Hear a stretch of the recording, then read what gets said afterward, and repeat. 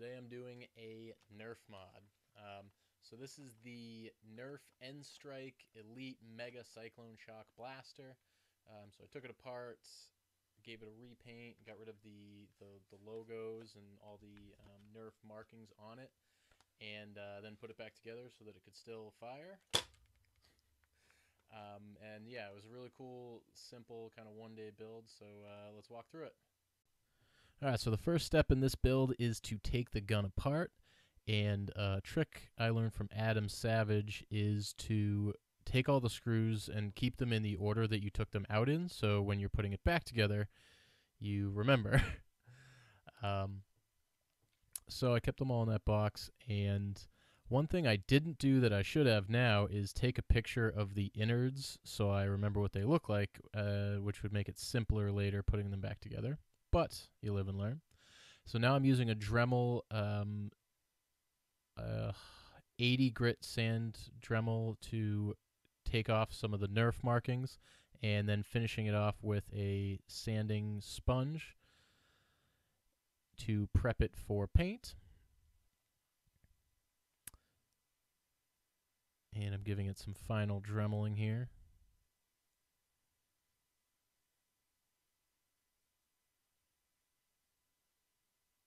And now I'm giving everything a coat of black primer.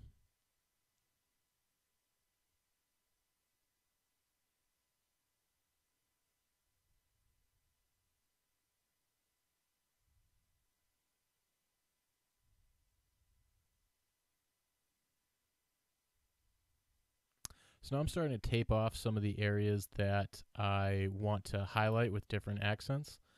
So I want to keep some of those areas black, as you noticed at the beginning. It is still predominantly black, but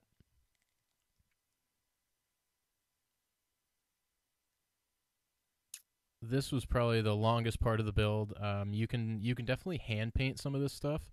I wasn't as confident in my painting abilities with a brush, so I took a lot of time to tape off the finer details of the handle with a lot of painter's tape.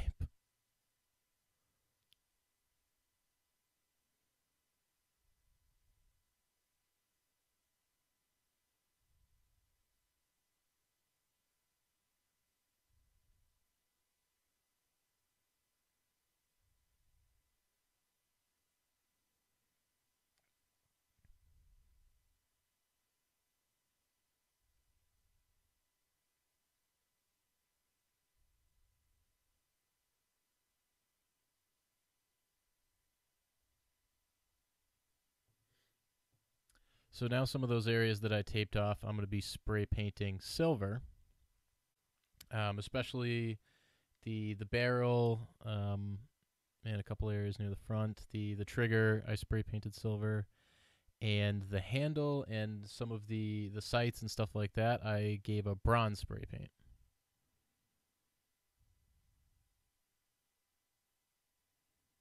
And that came out to be a really cool color scheme that I was happy with. So now came the struggle of trying to figure out how the gun goes back together.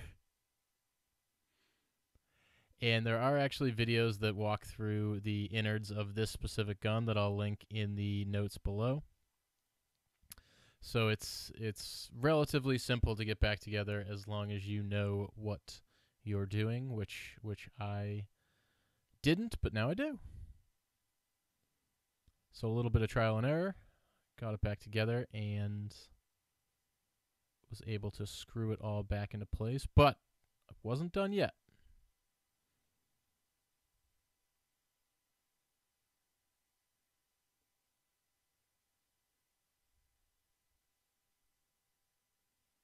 So now that it's got its main color scheme, I wanted to do some weathering on it. So first I spray painted a old t-shirt silver and just gave it a dry brush over everything really. And that really helps highlight some of the edges and some of the finer detail. And then I took a bunch of acrylic paints, watered them down, and really just went to town, spreading them everywhere on the gun, and then letting it dry a little bit, and then wiping it off with a paper towel. So that really made sure that those colors got into the crevices and where it would get dirty.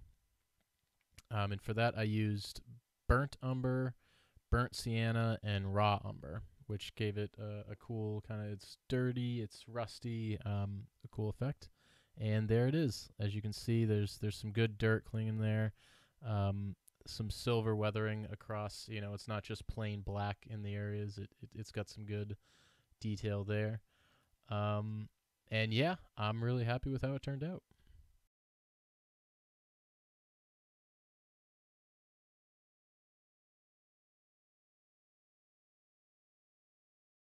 So there you have it, guys. The Nerf mod. I'm really happy with how this turned out. And yeah, definitely feel free to do a color scheme however you want to. You know, I chose some bronze accents and some silver in there. But really, you know, make it however you want to. If you like this video, I'd really love if you could give me a subscribe. I'll be putting out a lot more videos like this and some other content. And also check out the Under the Capes podcast, where I talk to other makers, YouTubers, and other entrepreneurs about how they've built their geek business. So yeah, thanks for checking out this video, guys, and I hope to see you on the next one. Thanks.